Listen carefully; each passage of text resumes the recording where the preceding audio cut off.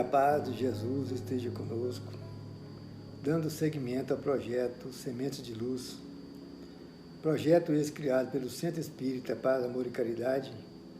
Hoje nós vamos falar sobre o tema Direito de Propriedade. Tema esse que tem como referência o Livro dos Espíritos, na questão 880 à questão 885. O direito de propriedade, que está inserido no Livro dos Espíritos, está situado no capítulo que estuda a lei de justiça, de amor e caridade. E a primeira pergunta que é feita nesse item é a seguinte: qual o primeiro de todos os direitos naturais do homem? Os Espíritos respondem: o de viver. E é a partir dessa afirmativa que iremos basear nosso estudo. Por quê? Porque o desejo de progredir, de crescer, de conquistar e de ter, ele é inerente à natureza humana. Todos devem progredir. Essa é a lei. É o desejo de possuir, ele é o estimulador para o progresso do homem. É o incentivo pelo prazer que isso traz. Assim, o direito de propriedade é uma lei natural. E por ser uma lei natural, como o nome já diz, não atendê-la é colocar em oposição a ela. O espírito André Luiz, na obra Evolução em Dois Mundos, que tem a psicografia de Francisco Cândido Xavier, ele demonstra o exato momento na trajetória evolutiva do homem, em que o homem selvagem, ainda preso aos apetites da experiência animal, institui a propriedade de faixa de solo, onde encrava a moradia. Buscava o homem nesse momento enobrecer o caráter iniciante, estabelecer regras de conduta. Isso, fundamentalmente, para não impor aos semelhantes ofensas e prejuízos que também não desejava receber.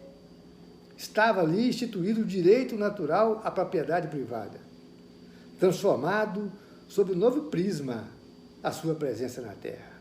Pois bem, a doutrina espírita esclarece que a verdadeira propriedade se constitui apenas de recurso de natureza espiritual, como inteligência, sensibilidade e tolerância, que se incorporam à individualidade como aquisições definitivas. E o que aqui encontramos ao chegar, deixamos ao partir, ou seja, detemos apenas o uso e não a propriedade real. É claro que essa visão ela é partilhada apenas por uma fração pequena da humanidade, permanecendo os que compõem a grande maioria, plenamente identificados com a vida material, e também única, que conhecem e que acreditam, e que constitui objeto exclusivo de suas preocupações e seus esforços.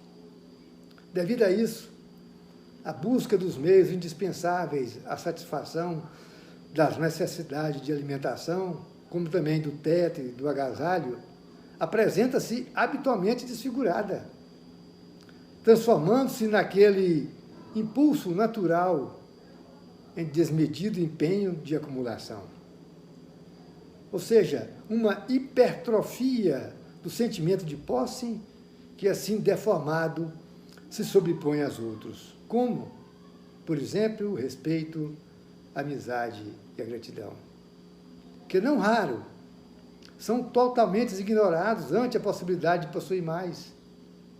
Esse desejo incontrolável de aquisição a qualquer preço constitui a origem mais comum do roubo, crime milenarmente conhecido, cuja punição figura em todas as legislações desde a antiguidade.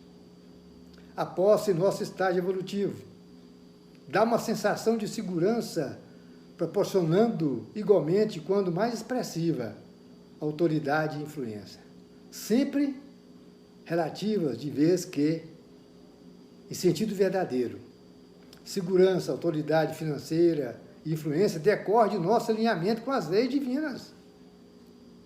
É interessante lembrar também que os problemas ligados ao controle dos bens terrenos surge com a civilização, não ocorrendo nos grupos primitivos, onde os produtos de caça e da pesca, as fontes e os frutos pertencem a toda a comunidade.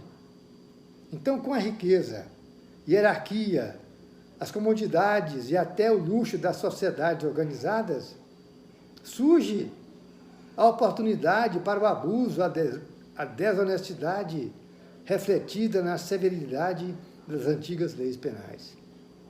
É o progresso do comércio e da indústria em séculos recentes permitiu a acumulação de recursos, inclusive amoedados. Em montante inimaginável no passado, ensejando o aparecimento de situações novas desse terreno, com a ocorrência, por exemplo, das práticas lesivas aos interesses coletivos que as leis e os tribunais procuram combater. Na verdade, meus irmãos, estamos em aprendizado, sendo até certo ponto compreensível que, iludidos quanto à nossa verdadeira natureza, que é espiritual, sendo a permanência no mundo físico simples estágio educativo. Nós não podemos enganar quanto à forma de nos relacionarmos com os patrimônios materiais. E ao focalizar em O Livro dos Espíritos, a acumulação de bens, para não ser pesada a ninguém, quando as forças declinasse ou o direito ilimitado de propriedade. Os benfeitores espirituais, reconhecendo a importância da previdência e o direito à propriedade, lembram-nos acerca da primeira, a previdência, que ela deveria ser feita em família, como ocorre entre as abelhas, numa antevisão dos modernos sistemas previdenciários. E quanto ao segundo ponto, limites ao direito de propriedade, afirmam eles, categoricamente, que ela só será legítima quando adquirida sem prejuízo para ninguém. Isso numa evidente condenação a todo abuso do poder econômico. Então, meus irmãos, é imperativo anotar que a concepção espírita de propriedade, apesar de sua transitoriedade, tem aspectos metafísicos, fundamentalmente para a plena propriedade que está escrito no Evangelho de Mateus, lá no capítulo 6, 19. Tesouros que se juntam nos céus, que os ladrões não roubam, nem a ferrugem e a traça consomem. É o direito de viver. Ele é o primeiro direito natural do homem. E quando esse direito se vê ameaçado, o homem de fato se sente infeliz. Porque a felicidade consiste no que se refere à vida material, a posse do necessário, no tocante à vida moral. A fé no futuro é a consciência tranquila. Essa é a essência que a doutrina espírita anuncia e proclama. Muito obrigado a todos e muita paz.